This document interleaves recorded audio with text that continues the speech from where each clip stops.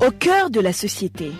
Au cœur de la société est une émission préparée en synergie par les radios Inzamba, Agateka Kawe, Radio RPA, Idjouya Nyagihugu, ainsi que la radio-télévision Renaissance.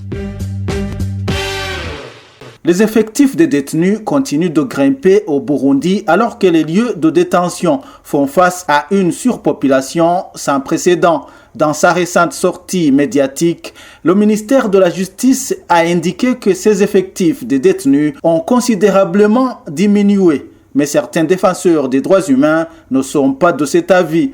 Nous allons en parler dans ce mini-magazine. Bienvenue au cœur de la société. Vous êtes avec Emile Nibasumba. Dans la conférence publique des différents ministères à Makamba le 28 juin dernier, le porte-parole du ministère de la Justice, Liévin Machoumi, a dit que les effectifs des détenus ont été réduits d'une manière considérable dans le pays. Je voudrais annoncer à tous qui nous écoutent que cette année 2023-2024, le ministère de la Justice n'a ménagé aucun effort pour réduire la population carcérale. Je voudrais le montrer avec des chiffres à l'appui.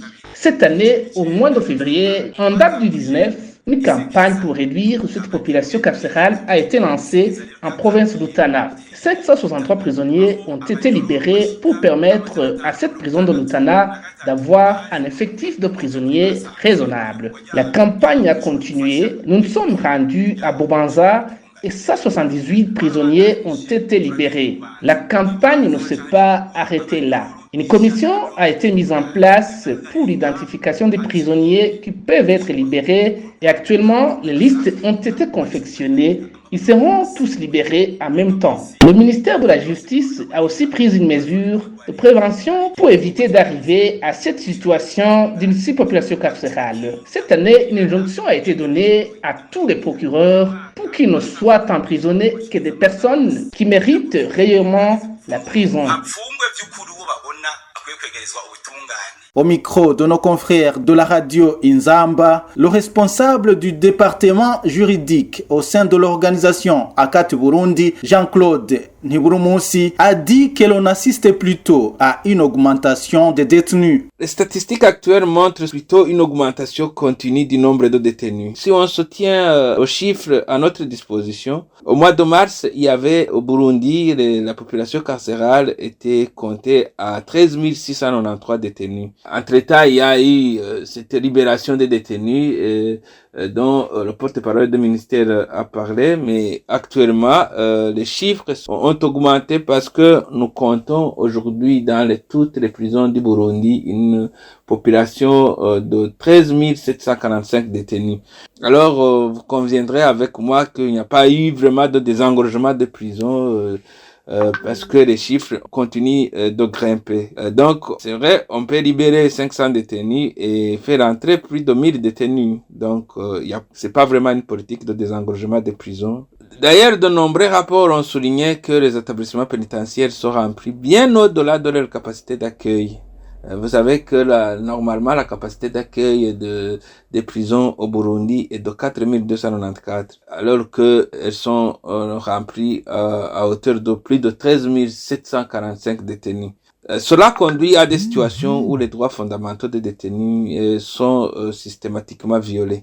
Les promesses de réforme et de désengorgement des prisons ne se traduisent pas en fait en actions concrètes et tangibles. Maître Jean-Claude Ntiburumusi donne aussi des propositions pour résoudre ce problème. Il est crucial que le ministère de la Justice prenne des mesures immédiates et efficaces pour résoudre cette crise. Cela inclut la mise en œuvre des programmes de réinsertion sociale, l'accélération des procédures judiciaires, l'exploration des solutions alternatives à l'incarcération pour les délits mineurs. Ici, on doit souligner aussi que chaque fois qu'il y a libération des détenus, il y a une certaine catégorie de détenus qui n'est pas concernée pour des raisons, des infractions dont elle est poursuivie sont des graves infractions, alors que il n'en est rien. Ils sont accusés de ces graves infractions pour leur appartenance politique ou considérés comme des opposants politiques. La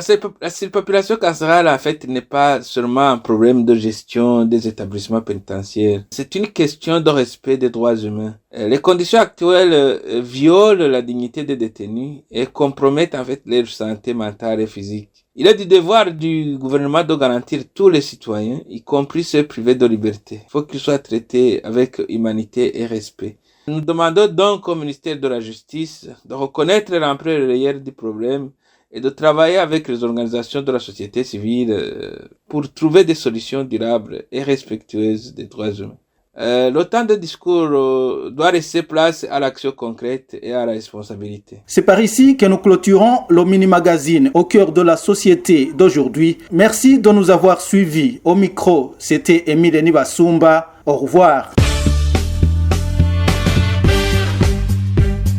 C'était l'émission Au cœur de la société.